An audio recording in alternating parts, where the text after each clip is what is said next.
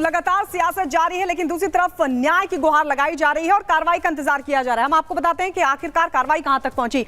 CBI Sandeep Ghosh से लगातार पूछताछ कर रही है। सीबीआई 10 लोगों का पॉलीग्राफ टेस्ट भी करा चुकी है। इसके अलावा आपको बता दें, जिस पर भी शक हुआ उनका टेस्ट कराया गया, यानी जिन 10 लोगों का पॉलीग्राफ टेस्ट हुआ उन पर शक था। केस से जुड़े 20% लोगों का पॉलीग्राफ टेस्ट अभी तक हो चुका है, यानी 20% लोग पॉलीग्राफ टेस्ट से गुजर चुके हैं। सीबीआई जल्दबाजी में किसी नतीजे पर नहीं पहुंच सकती और इसीलिए लगातार पूछताछ का सिलसिला बना हुआ है। सीबीआई दिल्ली एम्स के एक्सपर्ट्स की भी लगातार मदद ले रही है, उनसे भी बातचीत की जा रही है। डीएनए और फोरेंसिक रिपोर्ट पर एम्स पर की तरफ से भी रिपोर्ट मांगी गई है, राय मांगी गई है। इससे यह साफ होगा कि डॉक्टर का रेप हुआ है या फिर गैंग रेप। चलिए आगे बढ़ेंगे और अब बात करेंगे हेमंता नाम एक्शन काम। ऐसा क्यों हम कह रहे हैं? दरअसल देखिए, असम के मुख्यमंत्री हेमंता बिस्वा शर्मा जो एक के बाद एक ऐसे फैसले ले रहे हैं जिससे राजनीतिक पारा जो है वो जबरदस्त तरीके से हाई देखने को मिल रहा है। अब एक और फैसला सीएम की तरफ से लिया गया है जिसमें ये कहा गया है, ये बताया गया है कि 2 घंटे के लिए जो ब्रेक नमाज के लिए मिलता था उसे खत्म कर दिया गया है। अब इस फैसले के बाद किस तरीके से सियासत हो रही है, हाय तौबा किस तरीके से मची हुई है, रिपोर्ट के जरिए आपको दिखाते हैं।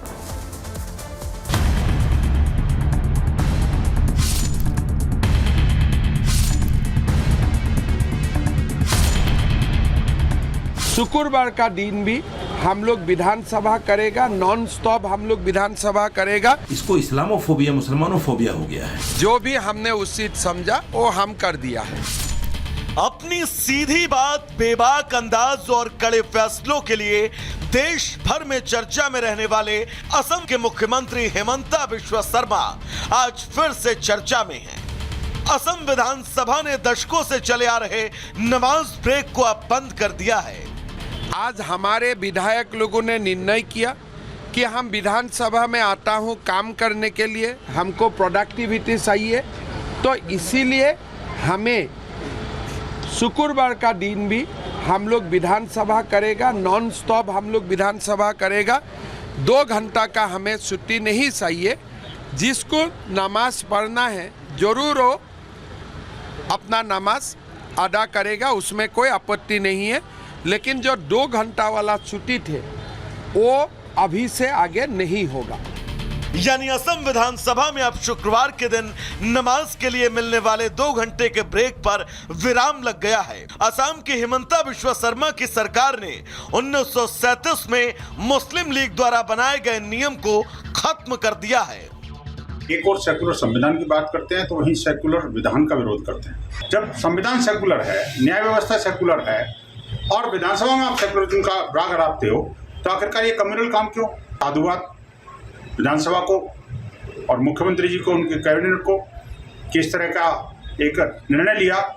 असम के मुख्यमंत्री माननीय हेमंत बिस्वा जी को मैं बहुत बहुत बधाई मंगल कामना करता हूं। जिस प्रकार से वहां विधानसभा में जो जुम्मा ब्रेक 2 घंटे का होता था वो ख़त्म हो गया, निश्चित रूप से पूरे असम की विधानसभा बधाई के पात्र है। नमाज ब्रेक खत्म करने के लिए हेमंता के फैसले पर अब सियासत शुरू हो गई है, जिसे विपक्ष मुस्लिम विरोध के चश्मे से देख रहा है। बिहार के पूर्व डिप्टी सीएम तेजस्वी यादव ने हेमंता सरकार के इस फैसले पर सवाल उठाए।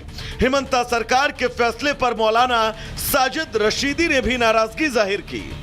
जो हम लोगों के सरकार ने 65% जो आरक्षण बढ़ाया पिछड़ा दलित आदिवासियों का, उसको शेड्यूल लाइन में डालने, और हम आपको बता दें इधर भी सर कि मामला जो है कोर्ट में चला गया और हम लोग जानते थे कि भाजपा नहीं चाहती है और किसी भी कीमत पे शेड्यूल लाइन को जो है और आरक्षण को वो समाप्त करना चाहते हैं। आरक्षण उसने शेड्यूल लाइन में लोगों ने नहीं डाला। ये कितने निचले स्तर और घटिया राजनीति है कि इबादत, नमाज जैसी इबादत के लिए वक्त न दिया जाए।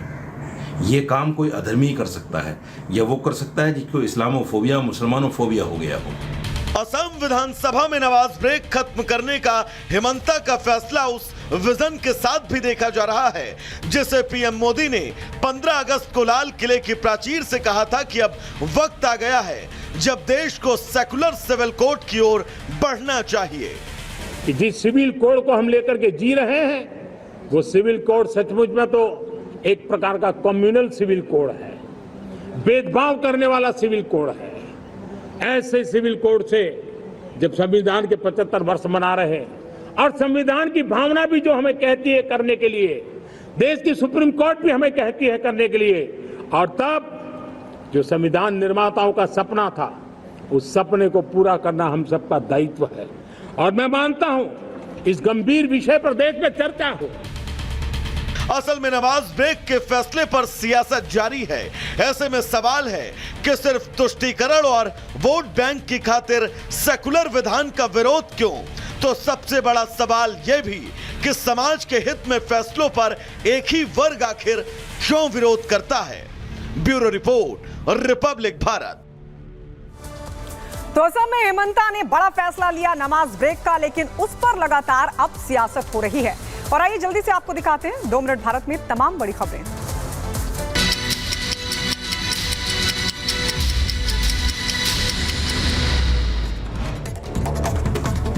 प्रधानमंत्री नरेंद्र मोदी आज भारत मंडपम में जिला न्यायपालिका के राष्ट्रीय सम्मेलन का करेंगे उद्घाटन। इस खास मौके पर सर्वोच्च न्यायपालिका की स्थापना के 75 वर्ष पूरे होने के उपलक्ष्य में टिकट और सिक्के का करेंगे वो अनावरण।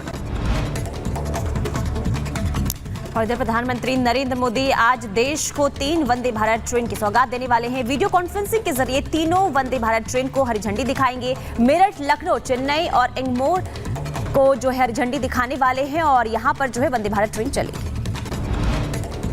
हरियाणा विधानसभा चुनाव को लेकर आज बीजेपी जारी कर सकती है अपनी पहली सूची। पहली सूची में कई चौंकाने वाले नामों का ऐलान हो सकता है।